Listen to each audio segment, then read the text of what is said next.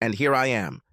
2 years after my depressive affair, a year and a half after the divorce, 1 year of therapy, 22 words to describe my story, and I think I have writer's block.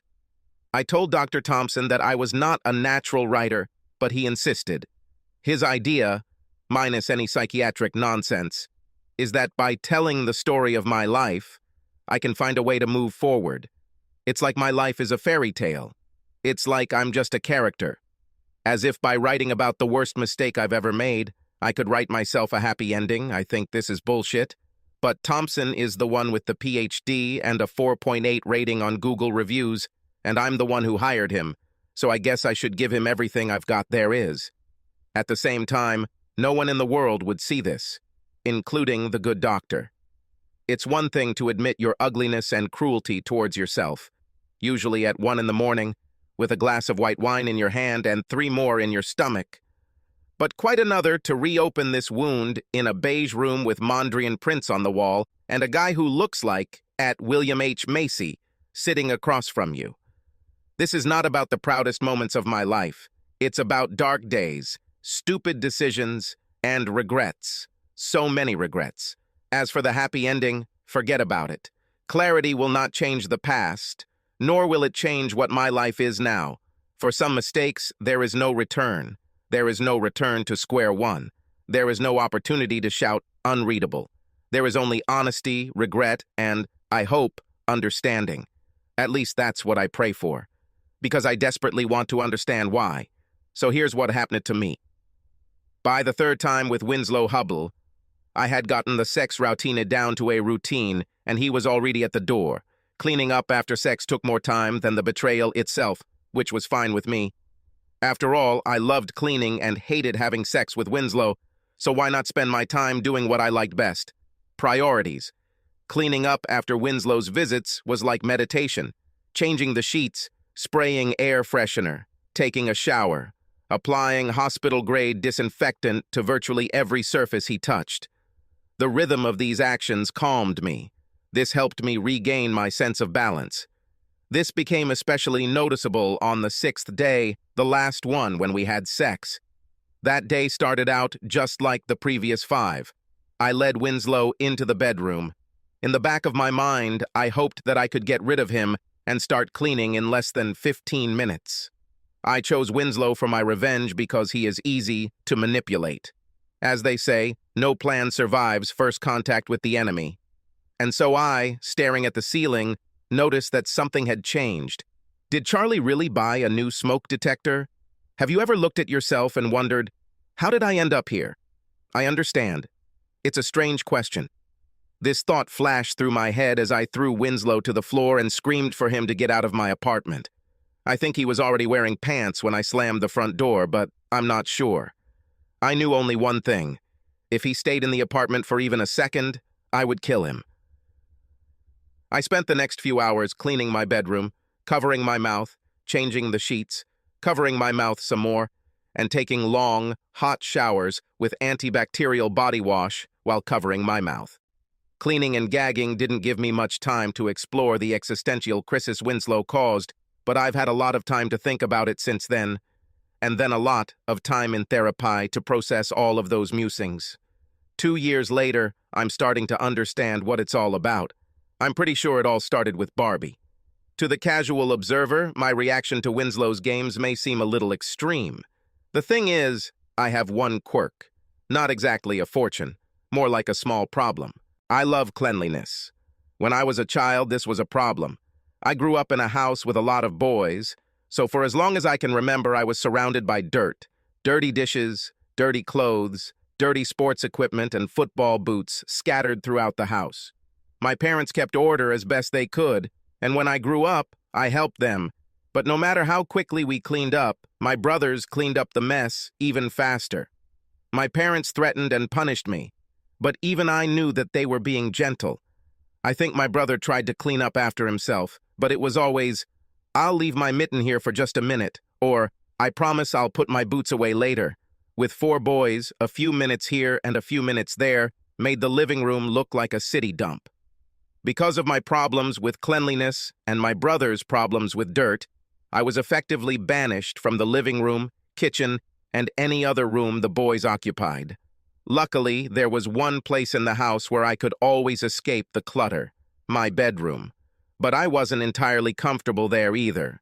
My mother, overjoyed to finally have a daughter, decorated it in her version of the perfect little girl's room, a pink four-poster bed, lampshades, lace curtains, and frilly country-style furniture. To me, it was just another kind of clutter, a slightly more acceptable form of clutter. Needless to say, I was not a fan of his. I dreamed of clean lines, lumpy surfaces, neutral shades. When I turned 9, the official age for choosing bedroom furniture in the Collins family, I hatched a plan to transform my mother's girlish gulag into the perfect fortress of solitude. The first step was a trip to IKEA. Oh, IKEA. This is where I regret that I am not a better writer. I wish I could find words to express the joy I feel when I walk into IKEA. I am reminded of a quote from Alex DeLarge. Oh, bliss, bliss in paradise. Oh, it was magnificent, and the magnificence kept growing. It was like a bird made of the rarest celestial metal, or like silver wine flowing in a spaceship. Gravity is all nonsense now. When I was swimming, I imagined such beautiful pictures. Of course, Alex is a fictional gangster talking about Beethoven, and I'm a disgraced divorcee talking about Swedish furniture. But the spirit is the same. I'm sure I don't have an ounce of Scandinavian blood in me, but my little teenage heart was racing with delight as I strolled through the store's small, perfect bedrooms, each meticulously furnished with the perfect amount of minimalist furniture. Everywhere I looked, there were straight lines and uncluttered spaces. Honestly, IKEA still gives me heart palpitations. Baboot, I spent the better part of the month leading up to my birthday drooling over the IKEA website, so I had everything picked out before we even got in the car. An hour after arriving at the store, my parents and I left with a Billy bookcase, a small Einol desk, and a retented bed with drawers for all my toys and art supplies. In our basket, we also had a set of prevert panel blinds and an interrogateur LED table lamp. A few hours of knocking, screwing, and swearing, and my bedroom was ready. Looking at her, my eyes filled with tears, and my vision blurred. She was perfect. My dad and I created an oasis, a place of immaculate surfaces and bright lighting, pastel colors and industrial shag carpet. All is clear. Everything is in its place. I finally had the refuge I had been dreaming of. Of course, as in any other shelter, uninvited guests were waiting outside the gates. In my case, the barbarian horde consisted of my brothers, Ethan, Logan, Brendan, and Liam. I took precautions. She attached the necessary sign to her door. No boys allowed.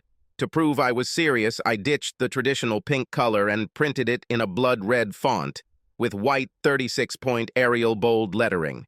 And in case they decide that I'm joking, I signed at the bottom in 14th MT bold font, I am completely serious. It seemed to work. Most of the time, the barbarians did not enter my room. There wasn't much there to interest the teenage boys, and I'm sure the imposing order and the persistent smell of antiseptic air spray offended their delicate sensibilities. When Brendan said my bedroom was like an operating room, I almost cried with gratitude.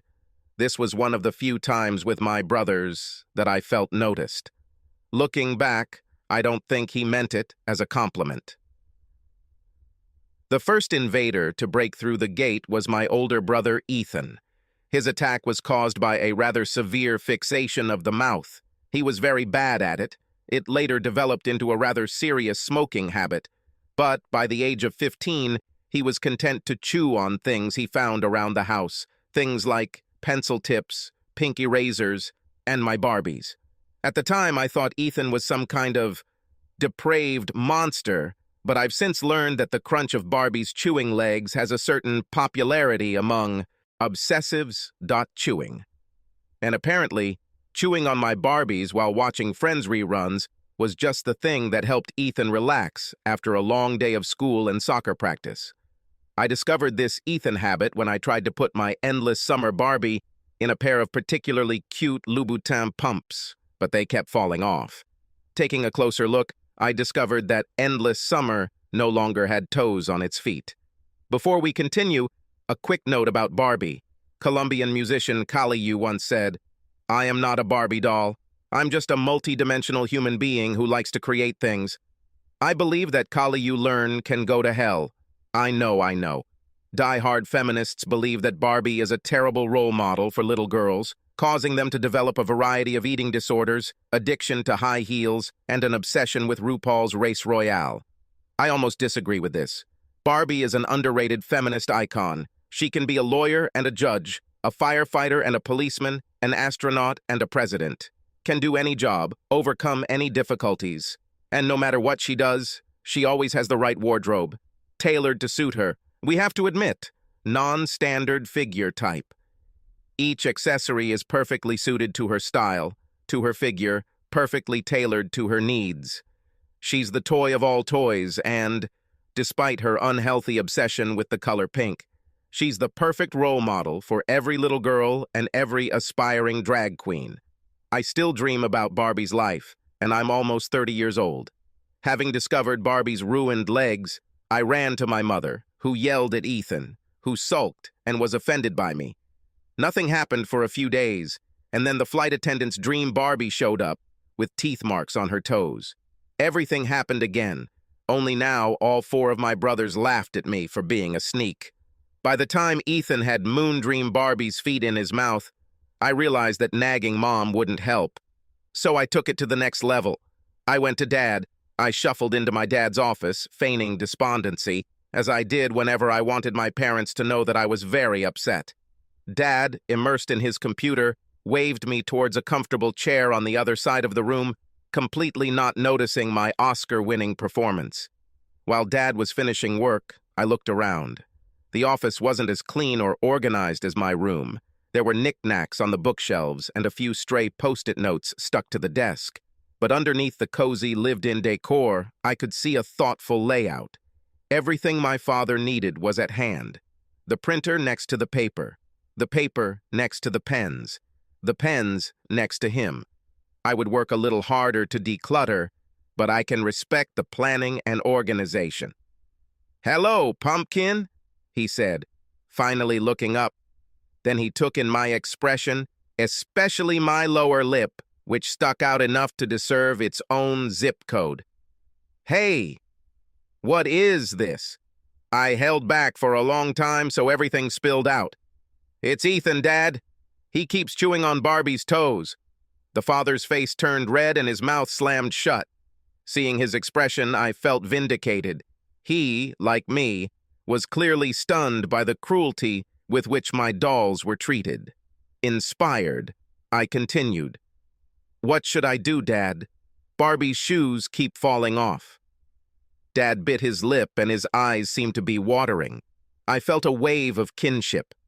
Dad understands. He hiccuped, said something vaguely comforting, and hugged me. I could feel him shaking. I had barely told him about Ethan's abuse of Barbie, and he was already crying. After holding me for about a minute, he pulled away and looked at me. His cheeks were flushed, and his eyes were filled with unshed tears.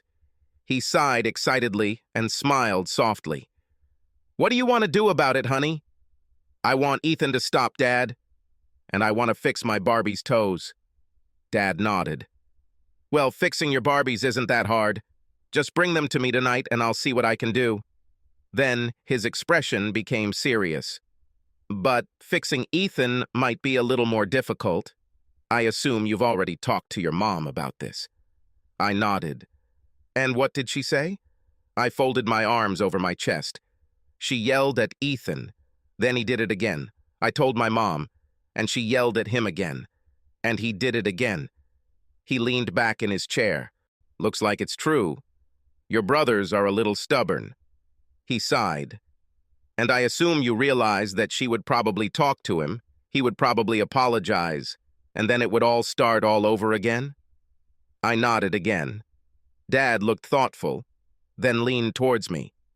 "Pumpkin, have you ever heard the saying that insanity is doing the same thing over and over again and expecting different results?" I shook my head. Albert Einstein said this. He was a very smart guy. I bet you can guess what that means, right? Perhaps this means that if something doesn't work, you shouldn't continue to do it. He stroked my head. That's right, baby. So if Mom tells Ethan to stop, it won't make him stop, will it? He smiled at me, and I felt warm happiness.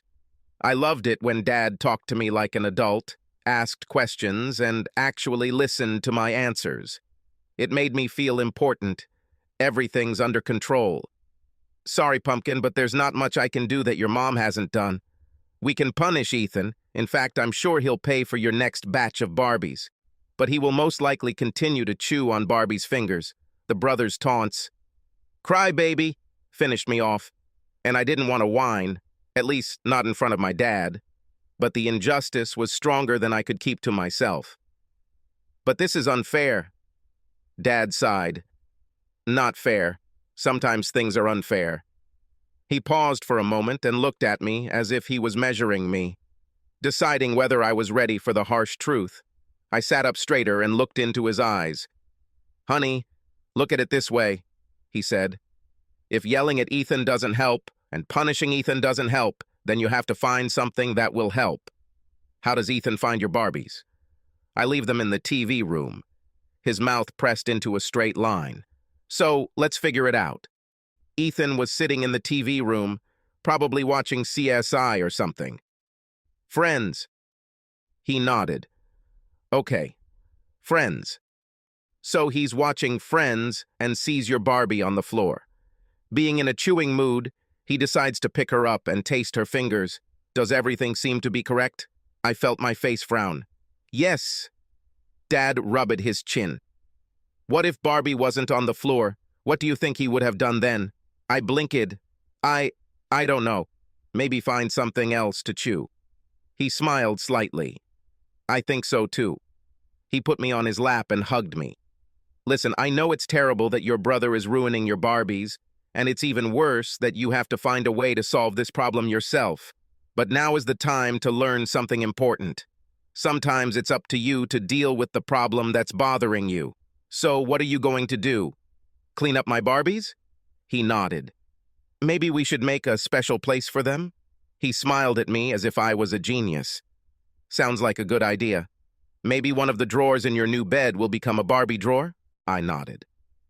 The idea was quite attractive.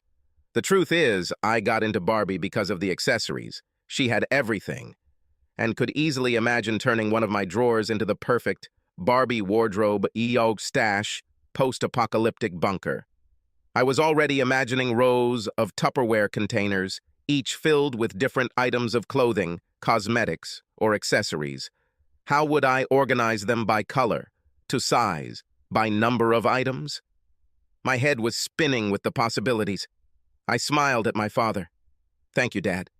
I'll go and check now. Anytime, Pumpkin. 2 days later, I had all new Barbies, paid for by Ethan. Each had a full set of toes, and they lay in their shelter in a neat row, like little soldiers slumbering in their molded plastic sarcophagi. And, as I expected, their accessories were stacked in matching plastic IKEA containers, which I mostly organized by size, although occasionally organized by purpose, and sometimes by color. Everything was perfect, at least until a week later when I found Malibu Dream Barbie on the floor of the TV room with half her legs missing. I froze. What's happened? Did I really leave her unattended? Was I really unable to protect my Barbie from the barbarian at the gate? I ran to my room. Everything looked almost the same, but I noticed that the Barbie drawer was open and the sheet was caught at the edge. My face turned red. I would never let the sheet get caught like that. I clenched my hands into fists. Ethan tracked her down. I remembered my conversation with my father. Quarrels won't help me, as well as making Ethan pay for new dolls. My Barbie bin was empty. Clearly, it's time to take matters into our own hands. Finding a new hiding place was easy. I made a box for my girls and hid it in the shoe rack in the closet. I wondered for a second why there was no Anne Frank Barbie, but then dismissed the thought. Her clothes were too boring. My Barbies were safe in their new sanctuary, but Ethan still needed his punishment. It's not even about Malibu Dream, Barbie anymore. There is only one place in the house where I am safe from the noise and disorder of my brothers. One place where I can isolate myself from the rest of the world. The one place where I feel safe. And Ethan invaded there, made it a steal, ruined my bed. And now he will pay. Ethan was 6 years older than me, weighed twice as much as me, and was at least 30 centimeters taller, so beating him was out of the question. Tit-for-tat behavior was also out of the question. His toys were football pads designed to withstand the fury of rambunctious, insecure teenage boys desperate to prove their masculinity. My teeth can't get through them. Revenge requires strategy, not force. Brains, not brawn. Determination, not teeth. And if it's really effective, Ethan should never know it was me. The thought was spinning in my head about what his revenge for my revenge could be. Maybe he'll take my fingers. It took a few weeks, but I finally came up with a plan. Ethan had soccer practice every afternoon and most of Saturday. He would come home tired, throw his sweaty t-shirt, smelly cleats, and dirty shin guards in the living room, then stagger into the children's bathroom, where he would shower and dry off with a towel, a black sheet hanging behind the bathroom door. 2 weeks after Malibu Dream Barbie lost her toes, I went to the bathroom at 5 o'clock, about half an hour before Ethan usually got home from practice. But this time, instead of toilet paper, I used Ethan's towel and dried herself thoroughly. By the time Ethan finished screaming, half the family was in the bathroom and the other half was in the hallway. He cried. Dad led Logan and Brendan out into the hallway, and Mom whispered to him and tried to take the towel away. Dad closed the door. My parents never found out which of us did it. We were all suspect. As the eldest child, Ethan ruled with an iron fist, and I wasn't the only one struggling under his not-so-benevolent dictatorship. We all had motive and opportunity. Unable to find a better solution, Mom and Dad went with the standard high-level punishment. You're in trouble, now you're in trouble. They sent us all to bed early and told us there would be no dessert this week. In retrospect, it's not surprising that my brothers didn't think twice about trashing the house. My parents were exceptionally bad disciplinarians. That night, lying in bed, I felt excited. I had taken revenge, and I had gotten away with it. I remembered Ethan's sobs and smiled. And who's the crybaby now? Over the next week, both my parents apologized to me for the punishment. They, of course, understood that their little princess could not play such a cruel joke on her brother, but they needed to be fair, and they punished me along with my brothers. I assured them that I understood and accepted my punishment stoically, trying my best not to smirk at my brother's complaints about the lack of dessert. On the one hand, my revenge was useless. The stripes on Ethan's face would not give Barbie her legs back or make him stop chewing my dolls. He will still do things that make me angry, and if I let my guard down, he might even destroy another of my dolls. He will always be stronger. He will always have cooler toys. But this night everything was fair. The scales were balanced. I was in charge. Over time, this feeling passed, but I still felt a little nervous every time I saw Ethan's new white towel. Over the next few years, my brothers would periodically break into my room, and I would always retaliate against them. Sometimes their textbooks would go missing the night before a vital exam, or their toothbrushes would taste strange, like toilet cleaner. One day, some fiberglass insulation got into Logan's groin guard, ruining his wrestling match and giving him a suspicious rash, which earned him a lecture from his dad about safe sex. Balancing the scales of justice was exciting, but also scary. I loved the creative, naughty ideas that would creep into my brain, but the more I indulged them, the more they pushed me. I realized that if you don't take care of yourself, these little pranks can be the first steps towards becoming a monster. In college, it was easier to ignore my brilliant ideas for revenge. Let's start with the fact that I was busy. The economics program was very strict, and I was one of the few girls, so I felt obligated to bust a little ass in my classes. Besides, the college environment was much simpler. While the girls in my dorm weren't going to win awards for cleanliness, there's a difference between 4 messy brothers and 28 girls still honing their cleaning skills. But after Christmas break during my freshman year of college, I ran into a problem. My roommate, Holly Elkins, upset about her boyfriend's absence, dropped out, and was replaced by Danielle, "Call me Danny!" Steinberg. Danny was classic bubbly, girl hippie, both in character and in general body shape. Loud, cheerful laughter, large elastic breasts, large elastic butt. Outwardly, everything about her was friendly, elastic, and round. But inside, I discovered I was a bad girl. Danny was sloppy in just about every way it was possible to be sloppy. For a week, her clothes were spread out on every flat surface in our dorm room, making it more or less impossible for her to find textbooks, paper, pens, a calculator, everything she needed to be a real student. That's why she took mine. Basically, Danny believed that everything that belonged to me was ours, and everything that belonged to her was the flooring. God knows, I tried to find a common language with her. Opening the door to the chaos, I put a smile on my face and began to pack my things. After a couple of weeks of this routine, I began to feel like the otter I once saw at the zoo. The water in its enclosure was warm and cloudy, and it compulsively swirled around in it, desperately trying to cleanse itself. Watching her, I felt a kinship.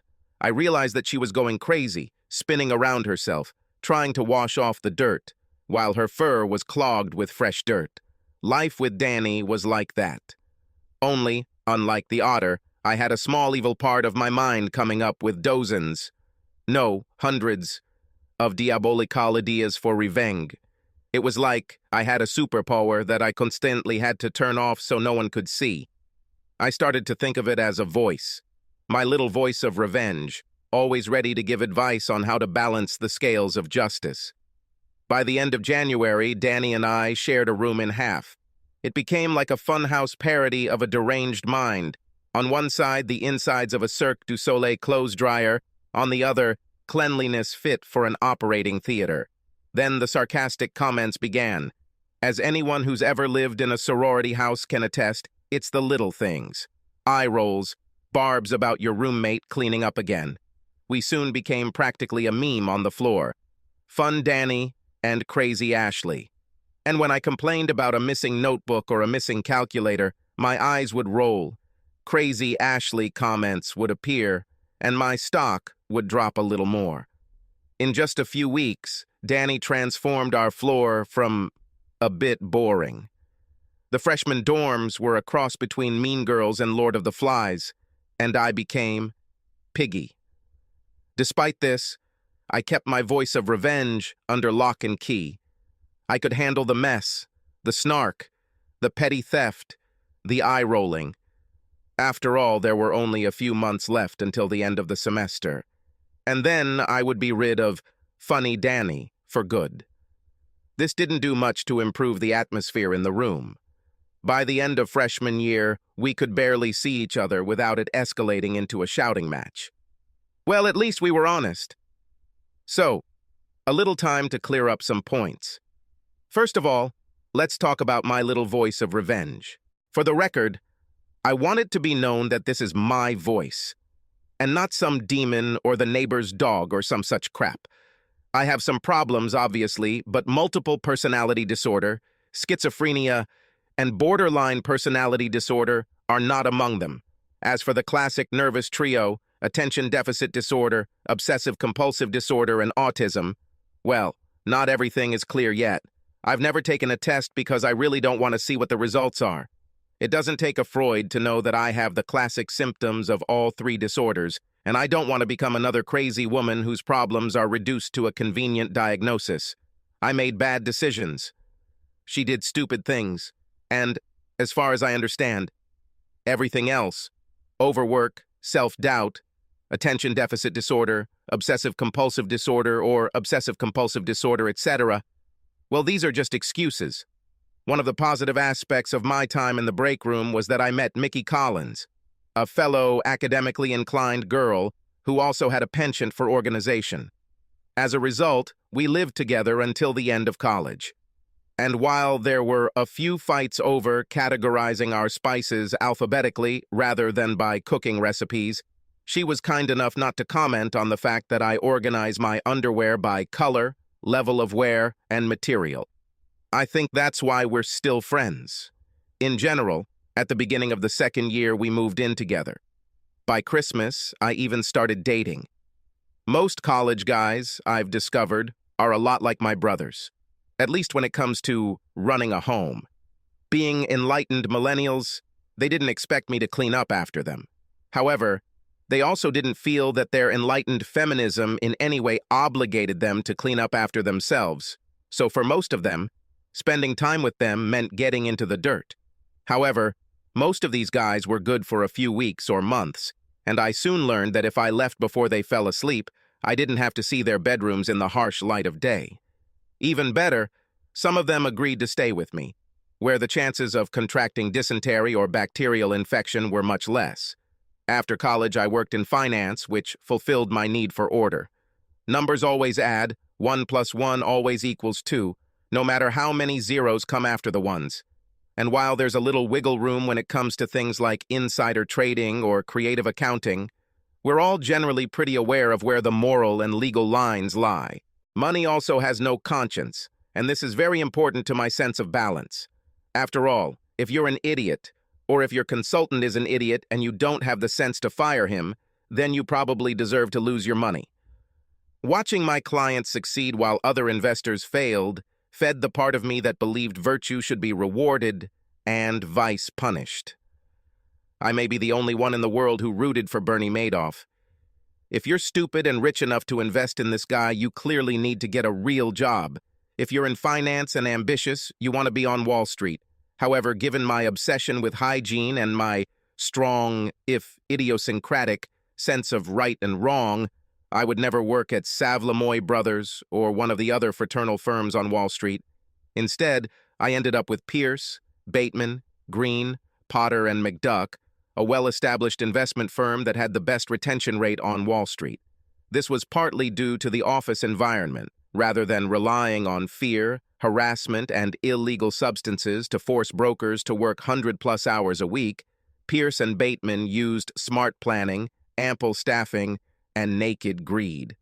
We still worked long hours. 60-hour weeks were common, but we didn't experience anything like the burnout seen at other firms. And although our starting salaries were much lower, as we moved up the career ladder, the situation evened out. Moreover, Pierce and Bateman were looking for employees willing to look to the future, those who were ready to count on a long and successful career, and not on a short and tough battle for a pot of gold this year. People wanting to have children and seeking the professional stability to make this possible. The stability worked both ways. Instead of the drunken parties rumored about at other companies, Pierce and Bateman hosted relaxed collegial happy hours on Thursdays, where we loosen our ties and got to know each other. Spouses were strongly encouraged to attend this event. Admittedly, the family atmosphere of Pierce and Bateman was a little more Corleone than Cleaver, and I, as one of the few employees who doesn't have a boyfriend, much less a husband, felt a little like Fredo. However, I was part of the family and in good company. Pierce and Bateman's low-key approach allowed them to hire the best. Well, except for Winslow Hubble. In some ways, Winslow had everything that Pierce and Bateman were looking for. He was well-dressed and affable, with the manners and jokes of a prep school graduate. He also had the necessary list of wealthy friends and relatives, many of whom were undoubtedly eager to join our list of clients. On the other hand, he was stunningly incompetent. I'm sure one of his college professors must have forced him to look at the income statement. But in Winslow's opinion, it might as well have been Urdu. And when it came to the jargon of our business, I once heard one of the partners ask Winslow about the company's EBITDA. EBITDA is earnings before interest, taxes, depreciation, and amortization, and it's one of the first metrics you look at when researching a company. In general, Winslow paused for a moment, grinned condescendingly, and said that he was not sure. He had never drank domestic beer. The poor partner just stood there and blinked. It was rumored that Winslow got his job thanks to his mom and dad. Although I don't know how true this is, I do know that the senior Hubbles invested more than $100 million in the company. Moreover, I was one of the fund's analysts, tasked with making sure their money continued to grow at a healthy rate. On the surface, hiring Winslow was a monumental failure, but after working at Piers and Bateman for a while, I realized that it was actually a masterstroke. To the rest of the worker bees, Winslow was like a trophy, a visual reminder of what we all stand for. Of course, we didn't want to become his likeness. My God, he looked like 90 kilos of mashed potatoes crudely molded into the likeness of a man. But he was proof of what we could achieve. If we work hard enough, make enough money, build a strong enough client base, kiss enough ass, well then, maybe even if our kids are incompetent, bumbling oafs, they can still make six figures. Damn it, that's the American dream, right? Despite the company ban on overtime, I still managed to spend about 80 hours a week at my desk. I had nothing better to do. As far as dating goes, things are a little better in New York than in college. Some men are a little neater. But if I need someone to clean the house, it looks like I'll have to settle on an older man. For me, who has a healthy libido, this option was not so attractive. I decided to put the problem aside for later and resigned myself to working long hours and the occasional one-night stand. I decided that when my family situation started to interfere with my progress, I would find an older guy who could clean up after himself. Well, or I'll look in the mail-order groom's catalog. When it comes to finding casual one-night stands, Mickey Collins was a lifesaver. She also lived in the city and dragged me to all the sticky, sweaty music venues around New York.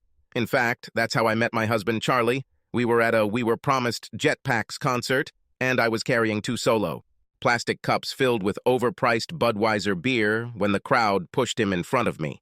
I zigzagged when I was supposed to, and 1 beer ended up on it. Luckily, it was my beer that was on Charlie's shirt. If things had turned out differently, we might never have talked, let alone gotten married. I know this about myself, and I'm not proud of it. He took it surprisingly well, much better than I would have done. And when he told me that I wet his 3rd favorite t-shirt, so I definitely owed him a dance, I knew this was one I had to take seriously. I've discovered that most men don't sort their t-shirts very carefully, and I've come to appreciate those who do. Of course, dancing was also a plus.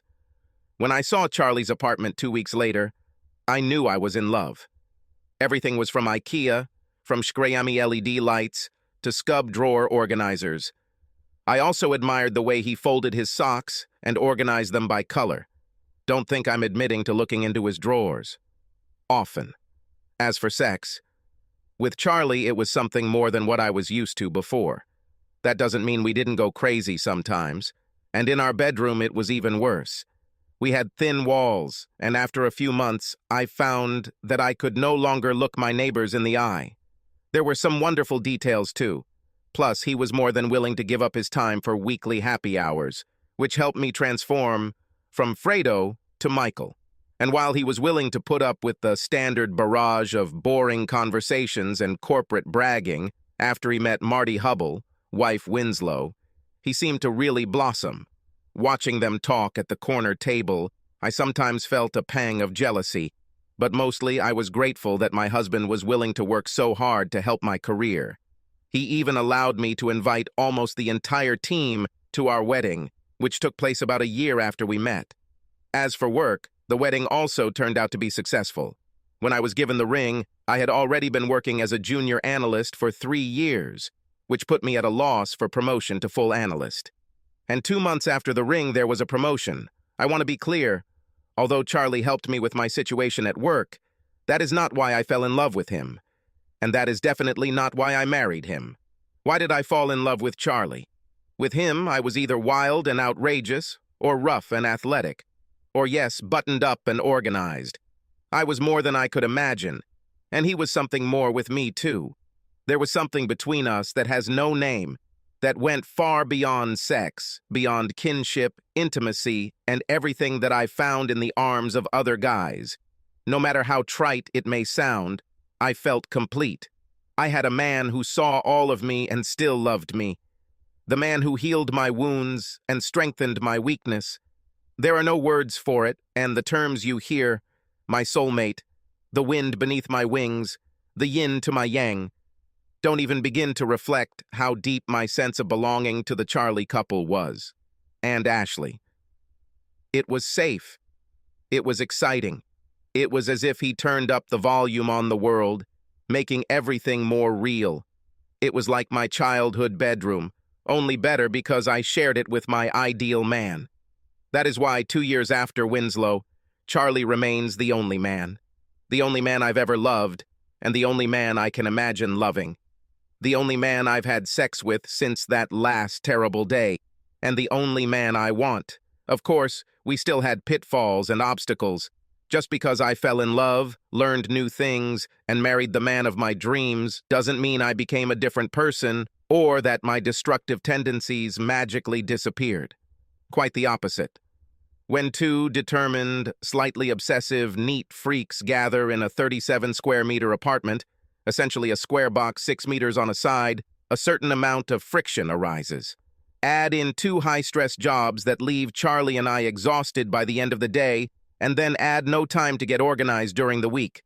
This is not a recipe for domestic happiness. I was paying close attention to my need for control, but I completely missed a more important, and ultimately more detrimental, trend. Over time, as I poured all my energy into growing into a senior analyst position, I began to see Charlie as my life support system. When I returned home from work, it was he who kept me in good shape. When I needed help with a project, a different perspective on a problem, someone to run a last-minute errand, or just hug me and make me forget everything, he was there. He was always there. It wasn't Charlie's responsibility to take care of me, but he took it upon himself and I allowed it. I began to forget that loving me was Charlie's choice, not something he was paid to do, and forgetting about it, I became much less attractive. That's how the episode with the pants happened. First, let's admit it, the pants episode wasn't entirely my fault. When 2 clean-obsessed weirdos share a tiny apartment, it goes without saying that the end result is a pretty strict housekeeping routine. Every Saturday morning, we cleaned the apartment from top to bottom, and every 2 months, we did a deep cleaning. We took a few bags to the trash, a few to Goodwill, and then made love to the point of insanity in the middle of the freshly cleaned, freshly vacuumed living room floor. This was one of my favorite traditions. The morning in question was a day of spring cleaning. It all started when we took a huge load to the laundromat, which meant that both of our laundry bags were involved. 3 of my favorite dresses needed to be dry cleaned, and not having laundry bags, I put them in a trash bag. Yes, I know. What kind of idiot puts her favorite dresses in a trash bag on trash day? But even so, didn't it occur to Charlie to check the packages before dropping them off at Goodwill? Yes, Dr. Thompson, I admit it. I shift my blame. I loaded my husband with a lot of hard work on Saturday mornings. It was my job to check the packages. But still, and yes, I overreacted. I probably shouldn't have yelled at him. And when he ran out of the apartment, the smart man, rational, I could understand that she went a little too far. Reasonable a person would stop there. But no, I wasn't smart. Looking back, I already knew I shouldn't have waited until he was asleep and then thrown away all 12 pairs of his pants. And the next morning, when he texted asking where his pants were, I shouldn't have texted back. Check in Goodwill. The grinning emoji was too much. So, yes, I bear most of the blame, large part of the blame, maybe even all. But in my defense, there was a bright side to this pants fiasco. Before the purge, Charlie owned a lot of tacky pants from Uniqlo and H&M. Colored jeans, shiny trousers in a polyester blend. Sure, his job wasn't up to the same standards as mine, but you dress for the job you want. And his Uniqlo chinos said his dream job was working in the post office. Yes, I understand everything. Look, it's hard not to make excuses. As a result, I broke my husband's trust and destroyed our marriage. And that's not the worst part. The worst thing was that the episode with the pants awakened something in me. For years, I kept most of myself on a leash. And although I was shocked by my behavior, a part of me, more than I would like to admit, felt like she had been released from prison. Looking back, Charlie took the whole pants thing with incredible calm. He would probably have the right to walk out the door, or at least show up to my work evening, in cut-off sweatpants. But no, he bought himself new trousers, had them made to order, and obediently came to 3 Olives, looking as the ideal model of a modern male financier spouse. Of course, I apologized to Gilbert and Sullivan. But despite the fact that everything seemed to be working out, problems still remained. We should have discussed everything, but instead Charlie remained silent for 4 days. It was effective. He was a talkative man, and his silence was louder than most people's shouts. This told me without words that he was seriously angry. The only thing is that I only realized later how deep this anger was, and yet I slowed down. I didn't stop at all. After all, the voice of a little revenge was out there, and it was hungry. Instead, I found myself looking for little things to punish, and then playing little pranks to even out the scales. I filled the sugar bowl with salt. She stole the book he was reading. She took all the marshmallows from his Lucky Charms cereal. Petty revenge for little things. Over time, we gradually returned to normal, or at least a new normal. Stocking up our wardrobes left us with no spending cash for a couple of months, and we had to look for free classes together. Or rather, I had to find them. As penance, I took it upon myself to plan our calendar. I found free concerts in central parks and sought out the best music acts on the subway. $2.5 subway fare for live music. I sought out small, unfamiliar museums around the city and kept track of their free admission days. As if I were a Catholic mother with 10 children and 5 bedrooms. We had picnics in cemeteries and spent lazy time on city beaches. We talked and laughed, discussed our big dreams and least favorite foods, and also the fact that most works of modern art are not worth a good word. We are closer than ever. And then Caitlin Kahn happened. I won't even pretend that my reaction to Caitlin was reasonable. When I met her at a 5-kilometer run sponsored by Charlie's company, she brought out voices in me that I didn't even know existed. There was the familiar voice of revenge, plus the voice of jealousy, the voice of insecurity, a completely fucking irrational voice. The thing is, Caitlin was very nice. She was a little shy and seemed a little uncomfortable in the thin sweatshirt and tights. I think she noted at least 3 times that these were not the usual thick sweaters and corduroy pants that she wears in the office. And I was completely nice too. Having managed the money of annoying old men from prep school, I knew how to put on a pleasant smile when dealing with people I would happily eviscerate. Caitlin and I chatted about all sorts of stupid things, where she bought her shoes and where she went to school, how long she'd been running, and the best diner in her area. A standard, superficial conversation between a devoted wife and her husband's friendly co-worker. But underneath the surface, I was seething. Watching Caitlin made me feel jealous and vulnerable. Looking at her, I saw the fragility of the shelter that Charlie and I had built. I wanted to lock the doors, board up the windows, hide my Barbies. I'd been to Charlie's office Christmas parties and met his co-workers, but this was the first time I realized, that is, really deeply realized, that he had a life outside of me. A beautiful woman looked up at him. Colleagues who rely on him, a job that matters to many. At Pearson Bateman, the sweetheart who came to the weekly happy hour to support me was Charlie.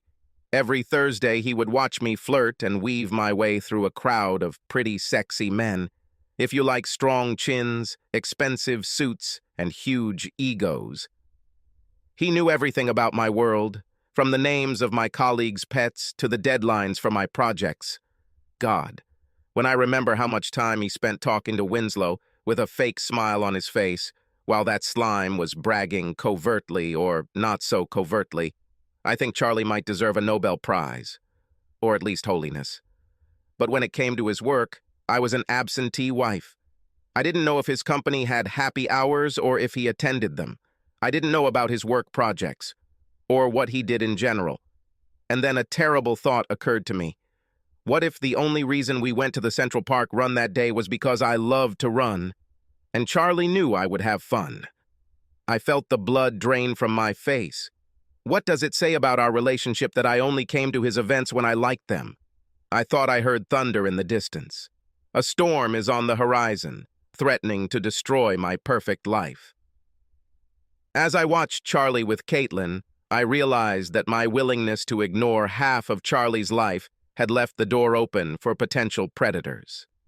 Clever man. Rational. Would have taken advantage of the wake-up call and looked a little deeper into her husband's work life. For me, all I could focus on was the fact that a beautiful woman was giving my husband dreamy looks, and he wasn't pushing her away. My jealous side was saying, "Oh, hell no!" And my little vindictive side was hatching the idea of cutting it. One strand at a time, no scissors. My rational side seemed to be packing for a trip to Rio. As we walked back to our apartment, I looked at Charlie silently. I'm sure he saw my anger by the angle of my jaw, by the stiffness of my movements. When we finally talked, he did everything right, minimized his relationship with Caitlin, talked about how much he loved me, flirted until I wasn't happy, but at least calmed down. How did he tolerate me? How could he tolerate my behavior? Even after 2 years of working with Dr. Thompson, I still can't figure it out. When I got home, I did exactly what you would expect a jealous, immature, guilty wife to do. I made love to him.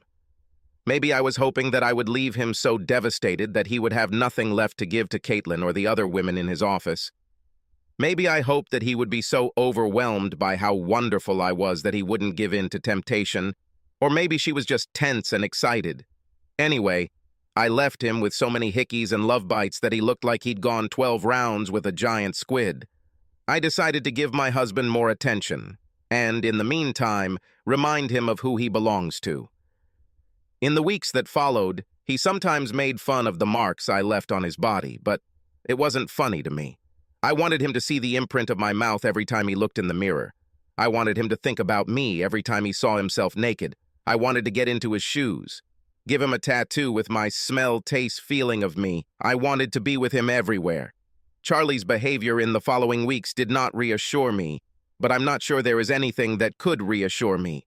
The voice of vengeance was going crazy, reminding me over and over again of the way Caitlin looked at him like a dreamy cow, not to mention the way she and Marty Hubble huddled together during happy hour, or ode-lighted the look he received from the barista at our neighborhood Starbucks.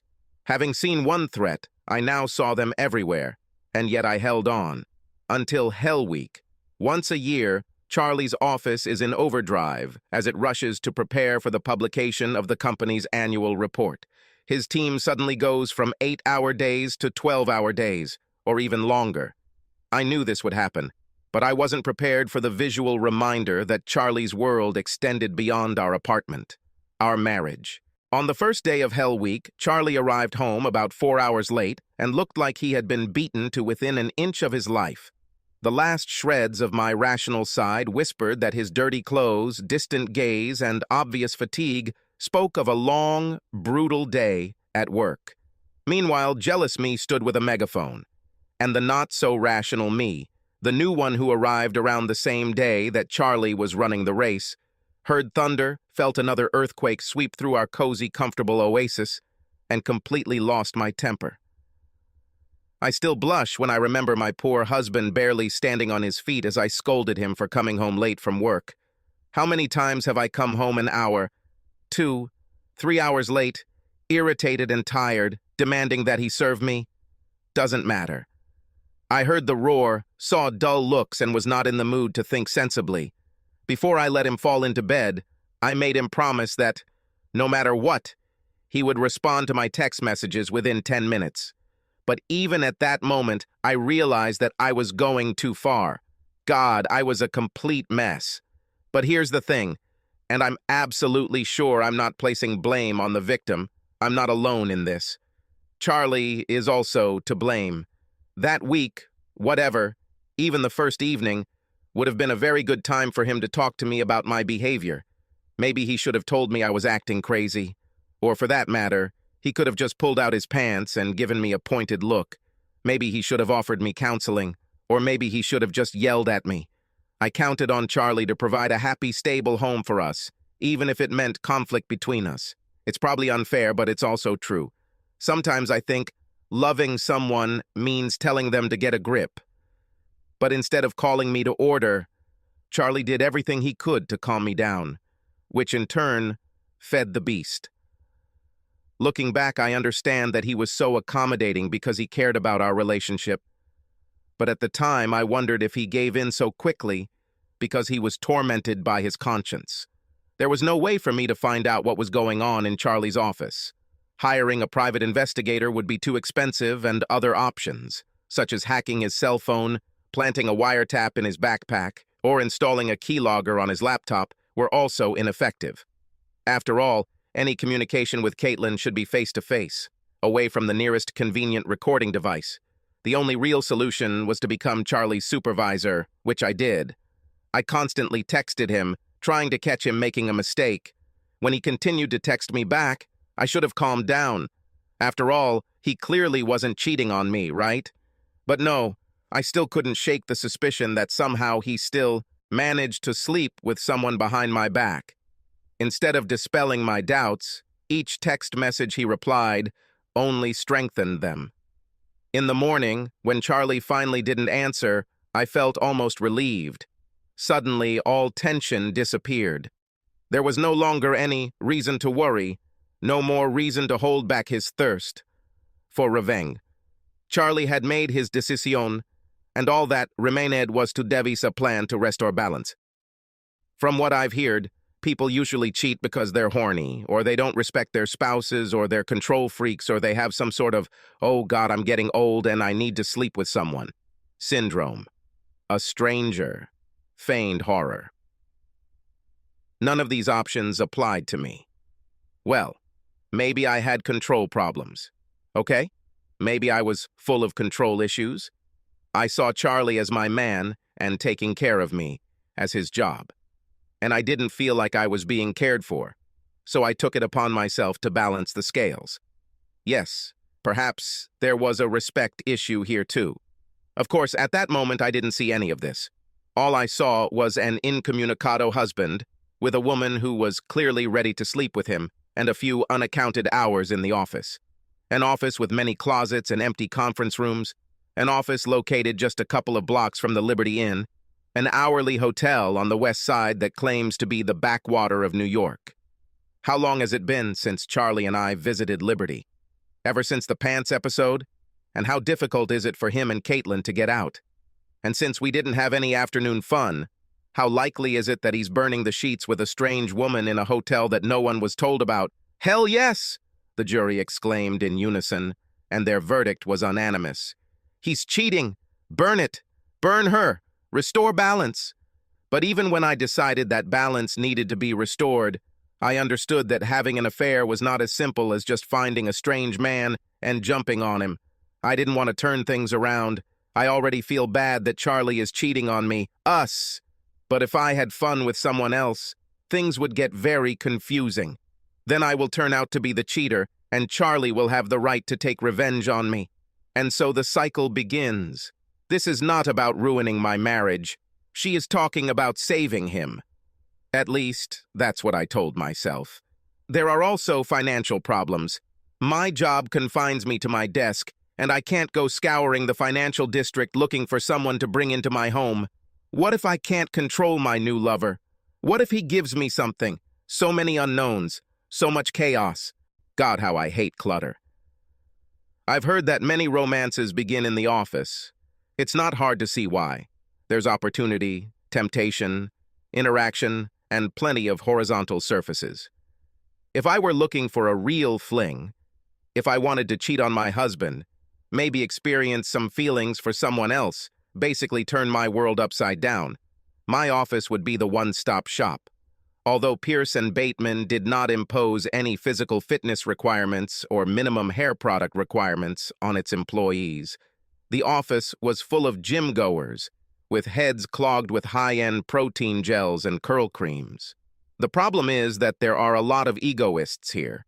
The kind of egoists who claim that they decide whether to start or end an affair, and whether to rub it in the cuckold's face or not. The kind of egotists who get excited about winning a woman and tend to whisper about it in the office and at weekly happy hours. The kind of selfish people who wouldn't hesitate to ruin my career and my marriage for the sake of showing off. I need to find a guy who I can control, who will be happy to receive something unfamiliar, who will not interfere with my emotions, and who I have no problem leaving when the time comes. Ideally, someone from the office. I need Winslow Hubble. He's perfect, unattractive, not very smart, a complete scumbag with a lot to lose, and not smart enough to understand that I have even more to lose. That's how, 6 days later, I found myself staring at the ceiling and wondering if my husband had replaced the smoke detector next to Winslow. Sometimes you hear about cheaters who didn't expect to get caught and are surprised when their loving husband or wife starts screaming, yelling, and throwing things. This is not about me. On some level, I think I always expected Charlie to catch me doing this. I imagined that he would be upset with me, and I would respond by lashing out at him with rage about Caitlin and Marty, and we would have the big fight we needed and eventually get back to some kind of balance. I'll leave Winslow, Charlie will calm down about Caitlin and Martha, and we'll move on together. It was a good dream. I bet everything on Charlie's endless love for me, on his reasonableness, on his willingness to work things out. I never thought that he would just leave me. But that's exactly what he did. And this time, I didn't have a backup plan. When Charlie sent me a video of me and Winslow, I almost threw up. It was so disgusting. Charlie saw it all.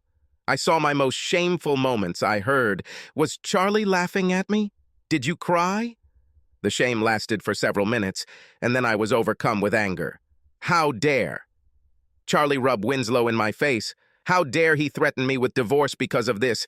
Did he not know what difficulties I went through to get us together? How difficult was it to find a way to forgive his betrayal without hurting yourself? God. The fact that I let this dirty shit in, just because Charlie has the video and I don't. How the hell can he be so up in arms? I felt like I was on fire, burning with anger. And to make matters worse, Charlie didn't even deign to stay home where I could yell at him, threaten him, attack him, cry in front of him, make him love me. I broke several things that first night. Okay, I broke a lot of things, including most of our dishes, glassware, framed pictures, and an umbrella. And then, being me, I cleaned everything up. I'm sure there are plenty of people who can completely lose themselves in a destructive rage and then collapse on the sofa and eat a pint of Ben & Jerry's. I'm not one of them. The only thing I didn't do was touch his clothes. We were long past the point where a few disappearing pants would balance the scales. My rational voice whispered that it was me who was throwing us off balance, but I drowned it out, buried it under several tons of rage and self-justification. Then I sent Charlie a bunch of angry text messages and phone calls. Then I got drunk. Then she sent several more phone messages that were more sentimental than angry. Then I went to bed. The next week was pure hell. I felt like the ugliest child in Siberia. I missed Charlie. It was like a physical illness. My skin ached from his touch. My stomach was clenching. It was empty inside me, just as empty as on his side of the bed. My chest was empty, dried out. It seemed to me that I could feel the wind piercing right through me. Charlie did not respond to my texts, phone calls, emails, or WhatsApp messages. Unfriended me on Instagram, Facebook, and Snapchat. I thought about spying on his office, but his building has multiple entrances, and he could easily avoid me. I called his mom, who was clearly cold, and his dad, who didn't even bother to answer the phone. And then it dawned on me. I've met a few of his friends over the years, but I never got around to getting their contact information, as if I needed another reminder of what an inconsiderate wife I was. I remembered Charlie's silence on those days when I threw away his pants, and my horror intensified. This guy could teach my parents a lesson in punishment. There's nothing worse than him avoiding me. I had always been the cooler and more calculating of us, but after Winslow, Charlie put me to shame. With the help of a few surgical incisions, he completely erased himself from my life. The day after he left, I returned from work and discovered that his things were missing. A week later, a bailiff stood on my doorstep with a manila envelope in his hands. Charlie wanted to take half of our shared savings and a few things from the apartment. We would keep our retirement accounts, and he offered to let me keep all the furniture. The deal was fair, perhaps even generous, This kind of deal is offered when they want to get everything over with quickly. I was furious. I again turned to his parents, but achieved nothing. Charlie talked to my parents, and they weren't any help either. Dad said he was very disappointed in me, and Mom shed tears. I wondered if they were trying to figure out how to send me to my room and deprive me of dessert. I didn't have enough money to hire a good lawyer, but I did everything I could to stall for time, waiting until the last minute to respond to his divorce petition, demanding hearings, demanding counseling. I couldn't stop the process, but I slowed it down. All I want, I told his lawyer, is contact opportunities to talk. After 2 months of delay, I achieved my goal. Charlie wrote me a letter. Dear Ashley, phew, he called me by my full name. I'm trying to make things simpler. I still love you, I think I always will. But I can't erase the memories of you and Winslow. And even if it were possible, I can't spend the next 50 or 60 years wondering when or if I'll piss you off again. And I certainly cannot live in fear of what exactly you will do for your next revenge. In 2 years, you went from destroying my pants to destroying my faith in you. I'm terrified to think about what you might destroy next time. I tried to be gentle about this. I told both of our families that you did something that irreparably destroyed our marriage. While I'm sure they could fill in the gaps, I didn't do it for them. I also didn't show the video to anyone. Moreover, I didn't even watch the last one. After watching one, I didn't need to watch anything else. So, sign the papers. If you don't do this, I will pull out both videos and tell our family and friends exactly what caused the end of our marriage. And my explanation will be well illustrated. Let's part on good terms. Let's rebuild our lives. Let me go. Charlie. I'm sure I had a lot to take away from this, but the main thing was that Charlie never saw my last time with Winslow. I blushed at the thought that he had seen it, and felt a strange sense of relief that he had not seen the worst thing. Of course, I didn't like the idea of my parents, my in-laws, my friends, and my co-workers seeing me tumbling around in bed with Winslow, but I knew I could get through it. The hardest thing would be with Charlie. It's enough that he saw me with Winslow, but to see what happened on the last day, it's a humiliation I can hardly stand. And then Charlie threatens me. And this is the man who allowed me to destroy his wardrobe, who gave so much of himself to help my career, who made my world so much bigger. I knew he was telling the truth when he said he loved me, but he is also telling the truth when he says he will destroy me if I continue to fight the divorce. And then I realized that this was not a tactic, a practical joke, or a negotiation. Charlie is going to leave me. I will be alone, lonelier than ever before, if only because now I know what it's like not to be alone. I felt something crumble inside me. It was as if I had exploded or withdrawn into myself. It was as if I had finally been completely swallowed up by emptiness. I wrote him a reply. Dear Charlie, you won. If you promise to destroy the videos, I will sign. With love, your Ash. His answer was short. Working. I promise. Charlie. I signed the papers. A few months later, we divorced. Once I accepted the inevitable, the divorce was easy. Charlie allowed me to keep the apartment, half the money and most of the furniture, at least what was left after my tantrum. I ended up moving in with Mickey Collins in a small, ultra-modern apartment in Battery Park City. It was close to work, and the area was beautiful in a Logan's Run kind of utopian future. In general, this is how I imagine Toronto. And yet, I missed our small, cozy neighborhood. The Zabara store on the corner, the old Irish bar on the next street. Most of all, I missed Charlie. I later learned that he had moved in with his friend Aaron in Jackson Heights and then rented an apartment there. On the one hand, it was Queens, so I was clearly winning. On the other hand, I sometimes imagine Charlie in Little India, Little Thailand, or Little Mexico, wandering through curry shops, street sari shops, and open-air markets, on amazing adventures, without me. And then I realized that I had lost. I threw myself into my work, going inside as soon as the doors opened, staying there until the cleaners escorted me out. I told myself that I came early because my commute to work now took 15 minutes on foot, and that I left late because there wasn't much nightlife in Battery Park City. It was easier to deceive myself than to admit that I had made work my life because I had ruined my real life. For several months, Winslow tried to date me, but it was easy to push him away. I said that I didn't want to mess up the divorce case, that I wasn't ready, that my work was killing me, that I was depressed, all the standard excuses, and he, being Winslow, nodded his head, said, "Yes, that makes sense," and looked at me with puppy dog eyes, letting me know what he wanted. After our 6 days together, the puppy dog eyes had no effect on me. Marty Hubble still came to happy hour at 3 Olives. She seemed normal, but there was some sadness in her. Maybe part of it had to do with the fact that, without Charlie to keep her company, she was forced to hang out with the rest of the wannabe trophy wives from Aqua Mist. Sometimes she looked at me, and I saw something in her eyes. Anger, a pity, I hope, anger.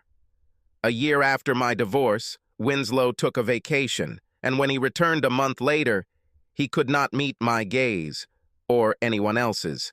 Then Marty stopped showing up at Thursday evening gatherings. From what I heard, they broke up. A few months after Winslow Light arrived in the office, I started dating again. Mickey finally put her foot down and said that either I would start living again or she would start looking for a new roommate who, and I quote, doesn't make you happy every time she opens her mouth. Mickey really has a way with words. We went to a few shows together, Arctic Monkeys at Webster Hall, Gogol Bordello at a place in Bushwick, before ending up at the We Were Promised Jetpacks show in downtown Brooklyn. I should have known what was coming next. We Were Promised Jetpacks wasn't that popular, but it still took me by surprise. I ran into him in the smoking area and was so shocked that I tripped and splashed beer on my t-shirt, but didn't pay any attention to it. When he saw me, his eyebrows went up. Apparently, he was surprised too. We looked at each other for a while, both waiting for what the other would say. Finally, I broke the silence. "Truce?" He smiled. "Truce." I wiped down one of the benches. Sanitary napkins fit easily into my purse and are a girl's best friend. Meanwhile, he watched what was happening with a half-smile on his face. I gave him a deliberate look. "You're laughing, aren't you?" A smile spread. "Even too much. Will you also wash the sidewalk?" "Ass." He chuckled. "Well, are you going to sit down or what?" I asked. "I'm still thinking." "Is it safe?" I smiled back at him. "There are no microbes." "You make a compelling case," he said, sitting down. We exchanged a couple of phrases. "Where are you today? What are you doing? Have you heard about—" He grinned strangely when I mentioned Winslow giving up and Marty leaving. I made a mental note to ask him about it later. Every now and then a hipster would come up to us and we would sit on a bench so our legs were almost touching. The centimeters that separated us were killing me. It seemed to me that I could feel the warmth of his knee on my skin. After a while, we had no time for this. 2 years of separation were too rich and too empty. For my part, I wasted my time in long hours at work and grueling therapy sessions. For Charlie, it was visiting and exploring, filled with small, obscure restaurants, bodegas, and yes, sari shops in deepest, darkest Queens. But at the same time, no dates, or, at least, important dates. Finally, he gave me a look that meant it was time to rip off the Band-Aid. "Why did you do this, Ash?" he asked quietly. My heart beat faster when I heard him say my name.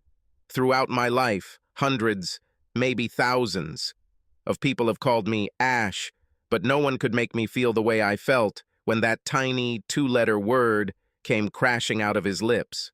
I blushed. "You can probably guess," I said, looking at my hands. "I was angry and scared. You were there for everyone, and I needed you completely, and you gave it to me. One day I realized that you give me a lot, and I don't give you nearly as much." His face darkened. "You thought that you were depriving me, and that's why you decided to cheat? I don't think that makes sense." I sighed. I knew it wasn't balanced for me. We were out of balance. Not balanced. His eyes sparkled with humor. And for a moment, I remembered other evenings, other concerts. I felt such severe pain that I froze. "So why didn't you try to balance us out?" he asked. That would be logical, wouldn't it? I tried to smile back at him, but I'm sure I failed. That's exactly what I should have done. But as soon as I realized that I had failed with you, I began to see danger everywhere. I soon convinced myself that you would find yourself a better deal, that you had already found a better deal. "Best deal," he snorted. "So did you ever realize that I didn't cheat on you?" "Yes, in the first week of therapy. And then I realized why we couldn't overcome my jealousy. I cast a death glare at the goth girl looking at our bench, and she jumped to the side. Whatever you told me back then, Caitlin has a boyfriend. Caitlin has a girlfriend. Caitlin is an android. Whatever it was, I wasn't going to believe you. I was so sure that I was right, so sure that there simply could not be another answer. I would ignore anything you said." He looked impressed. "And you achieved this in just 1 week of therapy?" I smiled mirthlessly. "It took me 3 months to understand this particular part. I'm still trying to understand how it could have gone so far. Why did I sabotage myself, us, so completely?" "And what did you come to?" I grinned. "Well, 2 years after the divorce, thousands of dollars in therapy. And this is what I came to. I was definitely in my own little world. I was incredibly selfish, and I burned out my marriage." I snorted. "What the hell? This was just the beginning." He didn't smile back. "But why Winslow?" "Oh, everything is simple here."